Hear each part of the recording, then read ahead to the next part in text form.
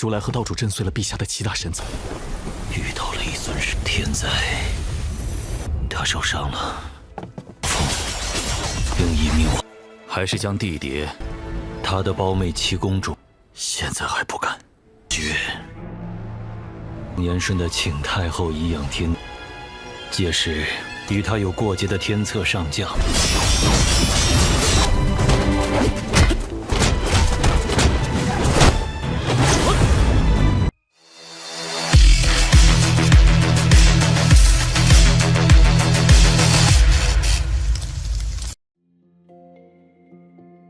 Halo semuanya, selamat datang di Ruang Sinema. Bagaimana kabar kalian semua? Semoga selalu sehat dan baik-baik saja. Pada hari ini kita akan kembali melanjutkan series Donghua Tales of Herringot episode 96-nya. Tanpa berlama-lama, langsung saja kita mulai alur ceritanya. Mereka terbang menembus lautan awan di atas pegunungan terjal. Di tengah perjalanan, Kaisar Yanfeng sibuk mengusap keringat di kepalanya yang licin, sambil mengeluhkan suhu udara yang tiba-tiba melonjak panas secara tidak wajar. Qilin pun ikut merengek karena merasa kulitnya seolah mau terpanggang. Namun di balik gumpalan awan di depan sana, tampak sebuah celah lembah pegunungan yang memancarkan pancaran cahaya pelangi spiritual. Kaisar Yanfeng menyadari bocah itu bukan sinar matahari biasa, melainkan pancaran energi luar biasa yang berasal dari dasar lembah. Ketika Kimu yang mengamati pancaran itu, ia langsung teringat pada fenomena reruntuhan patung batu raksasa di Dasu, yang setiap malam memancarkan cahaya spiritual untuk mengusir kegelapan. Fenomena ini menandakan bahwa apa yang ada di hadapan mereka adalah pancaran dari sebuah cahaya dewa. Kaisar Yanfeng yang kebingungan lantas mempertanyakan tempat misterius yang sedang mereka tuju. Kimu menjelaskan, berdasarkan laporan intelijen dari murid sekte Tianmo, lembah ini sempat diguyur hujan darah pekat secara terus-menerus selama beberapa hari. Anehnya, tepat setelah hujan darah itu berhenti, awan hitam kutukan dewa yang menyelimuti seluruh kerajaan Yangkang mendadak sirna tanpa tersisa. Kimu menilai mustahil awan kutukan itu lenyap begitu saja tanpa sebab yang sangat besar. Timbullah teka-teki besar.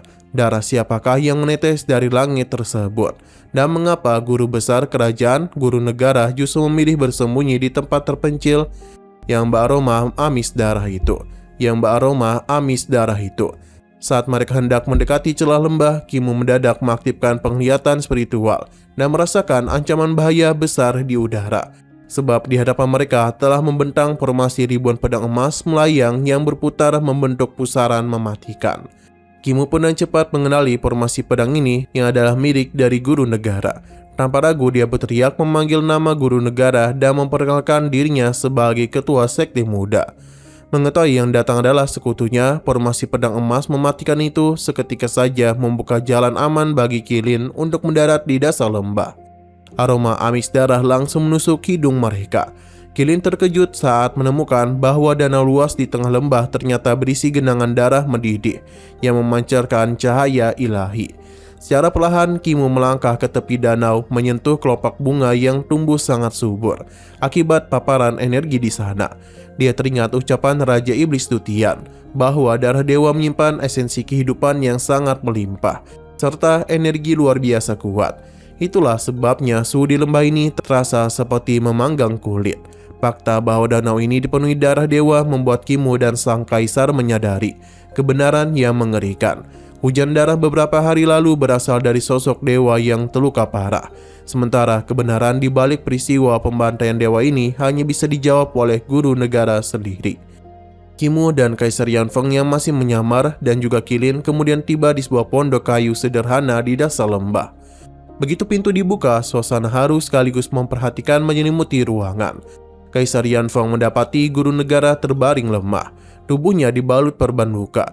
Melihat hal demikian, sang kaisar terguncang melihat kondisi orang kepercayaan yang biasanya begitu perkasa, kini terulai tak berdaya. Di sisi lain, guru negara sempat tidak mengenali wajah kaisari yang gundul licin itu, lengkap dengan bekas luka palsu buatan Kimu. Ia kebingungan karena tidak lagi merasakan aura kultivasi di tubuh sang kaisar. Guru negara sontak terkejut mengetahui bahwa 7 sanjang atau gerbang kultivasi milik kaisar telah dihancurkan oleh Rulai Tua dan juga pemimpin sekte Dao. sehingga kini sang kaisar tak ada bedanya dengan manusia biasa. Kimu pun segera memeriksa denyut nadi dan luka di dada guru negara. Saat mengamati luka itu, Kimu pun kaget mendapati sisa-sisa cahaya dewa Sang Guang yang masih bergejolak ganas di dalam tubuh guru negara. Kimu menyimpulkan luka ini disebabkan oleh serangan langsung dari sosok dewa sejati, yang mana obat-obatan biasa tidak akan mampu menyembuhkannya secara total, kecuali dengan bantuan kakek tabib di desa orang tua cacat. Guru negara lantas menceritakan kronologi kejadian mengerikan yang menimpanya. Setelah meneliti kitab kuno di Xiaojing, dia berniat menyelidiki asal-usul bencana alam Tianzai yang melanda negeri. Di tengah penjelajahannya di langit, guru negara bertemu sosok dewa besar yang membawa sebuah labu misterius. Bencana alam yang merusak kerajaan Yangkang ternyata sengaja dilepaskan dari dalam labu tersebut. Demi melindungi rakyat, guru negara nekat bertarung dan mengandalkan jurus mati bersama, hingga berhasil melukai dan memaksa dewa itu mundur. Namun dia sendiri menderita luka dalam yang amat parah. Guru negara menambahkan dewa tersebut turun ke bumi karena tidak senang dengan reformasi yang dilakukan oleh Yang Kang, yang juga menjadi alasan utama mengapa Rulai Tua dan pemimpin sekte Dao terburu-buru berupaya menyingkirkan kaisar dan menghentikan perubahan zaman. 如来和道主震碎了陛下的七大神总，遇到了一尊是天灾，他受伤了，风用一命。 还是将地碟 Saat Kimu mencoba meneteskan obat cair ke luka guru negara, cairan itu seketika menguap akibat serangan energi dewa yang tertanam di dalamnya. Kimu pun memutar otaknya, mencari cara menetralkan energi tersebut. Sambil mengamati danau darah dewa di luar pondok, dia mendadak mendapati ide yang cukup pintar. Kimu segera mengeluarkan bola pedang buatan kakek bisu, yang dulu pernah sanggup menahan gempuran dewa iblis di kota Tianbao. Sambil merapalkan aksara spiritual Yodo bercahaya hijau, dia meluncurkan bola pedang itu menembus jendela menuju danau darah dewa. Bola pedang tersebut menyerap energi darah dewa dari danau, lalu membawanya kembali masuk ke dalam pondok. Dengan ketelitian tinggi, Kimu mengarahkan energi darah dewa itu untuk membenturkan energi liar di dalam luka guru negara, sehingga kedua kekuatan dewa saling menetralkan. Perlahan guru negara berhenti berdarah dan kondisinya mulai membaik. Di dalam pondok kayu itu, guru negara kemudian membedah tajam konspirasi politik putra mahkota yang haus akan jabatan. Begitu putra mahkota naik tahta secara tidak sah, faksi utamanya dipastikan akan menggelar pembersihan berdarah untuk menumpas semua ancaman. Sasaran utamanya adalah pangeran kedua Lin Yusuan, yang berprestasi di perbatasan dan didukung penuh oleh putri ketujuh, serta Ibu Suri. Putri ketujuh kemungkinan besar sudah diasingkan ke tanah Hannan. Namun putra mahkota belum berani bertindak kejam secara terang-terangan, selama Ibu Suri masih berkuasa di istana. Meski begitu, Kaisar Yanfeng memprediksi begitu putra mahkota resmi dilantik, dia akan memaksa Ibu Suri pensiun dini, lalu membantai seluruh pangeran, putri, dan jenderal setia, serta para adipati yang menolak untuk tunduk. Di tengah perdebatan politik yang tegang itu, Kimu yang jeli justru melihat peluang emas untuk merekrut anggota baru bagi organisasinya. Dia sengaja mengeluarkan bungkusan pakaian untuk menyamar, sambil menawari Kaisar Yanfeng, guru negara, serta istrinya untuk bergabung menjadi anggota sekte Tianmo. 他的胞妹七公主 现在还不敢。绝，年顺的请太后颐养天。 届时，与他有过节的天策上将。 Kimu menyindir jika luka mereka tak kunjung sembuh dan upaya perebutan tahta gagal, setidaknya dengan bergabungnya mereka ke sektenya, mereka itu masih bisa menyambung hidup. Guru negara yang merasa disindir hanya tertawa kecil. Ia bercanda untuk menuntut jabatan ketua sekte. Kaisar Yanfeng pun ikut-ikutan berminat menjadi ketua sekte. Namun saat Kimu mencoba mengiyakan permintaan sang kaisar mendadak tersadar bahwa jika dia menjadi ketua sekte Tianmo, sama saja dia menyerahkan seluruh kerajaan Yangkang ke tangan sekte iblis. Oleh karena itu, dia pun buru-buru menolak jabatan tersebut.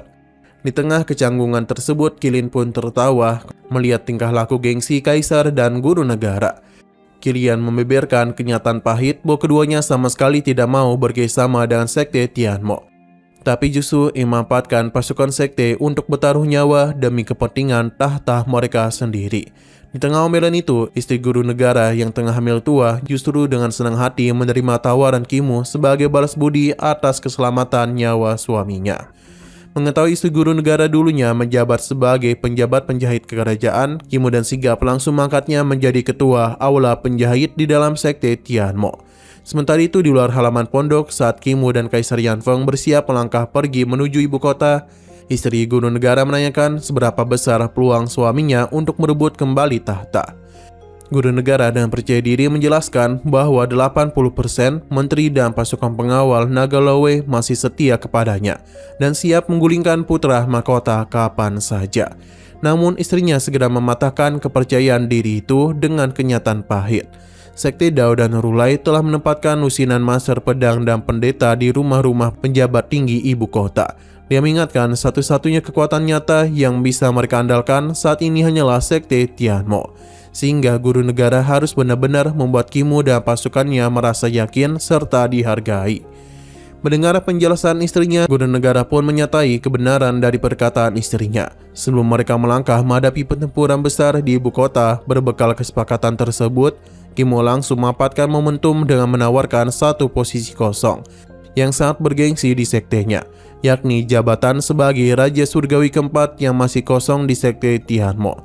Tanpa ragu, guru negara mengajukan diri mengisi jabatan tersebut demi bisa melindungi kaisar secara penuh, dengan syarat ketat bahwa Kaisar Yanfeng sama sekali tidak boleh terikat atau tercatat sebagai anggota sekte Tianmo untuk bisa menjaga legitimasi tahta kerajaan kelak. Ketika itu, Kaisar Yanfeng merasa tersentuh, sekaligus bersalah karena membuat guru negara harus berkorban menurunkan derajatnya. Saat Kimu hendak menceramahi Kaisar soal filosofi mulia sekte, istri guru negara dengan bijak memotong pembicaraan dan mengajak mereka semua untuk segera pergi menuju ibu kota. Di tengah perjalanan, rombongan memutuskan berkemah di hutan rimba saat malam tiba. Begitu fajar tiba, Kimu tampak sedang berlatih teknik pedang menggunakan sebatang ranting kayu. Guru negara yang melihatnya langsung mengambil ranting serupa dan menghampiri. Ia dengan jeli mengeritik gerakan pedang Kimu yang mencoba menggabungkan 3 jurus dasar ciptaannya ke dalam teknik pribadi Kimu. Sebuah eksperimen yang justru menimbulkan banyak celah cacat. Guru negara pun menawarkan seni latihan pedang secara langsung. Keduanya terlibat duel ranting kayu yang spektakuler dan elegan, di mana guru negara bisa dan mudah menangkis setiap gerakan agresif dari Kimu, sambil mengajarinya cara mengalirkan niat pedang secara sempurna tanpa celah. Setelah sesi latihan yang menguras keringat itu selesai, guru negara memuji bakat pedang Kimu, menyebutnya tinggal selangkah lagi menuju seorang master muda.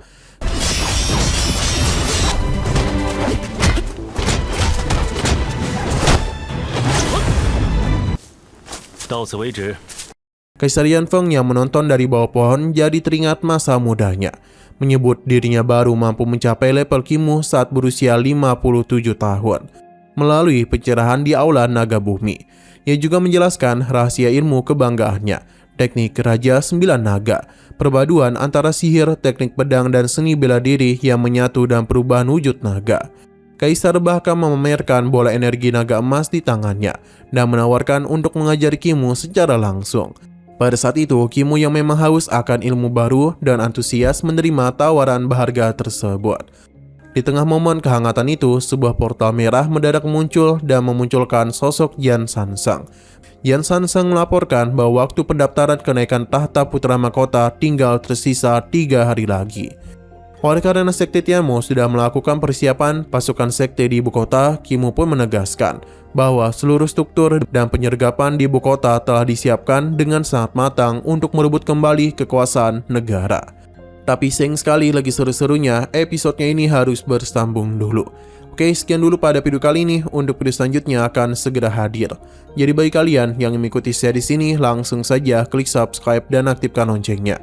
Terima kasih sudah menonton video sampai habis. Jika kalian suka pada video ini, klik like dan share ke teman-teman kalian tentang channel ini. Dan ditunggu aja kelanjutannya. Oke, sampai jumpa di video selanjutnya.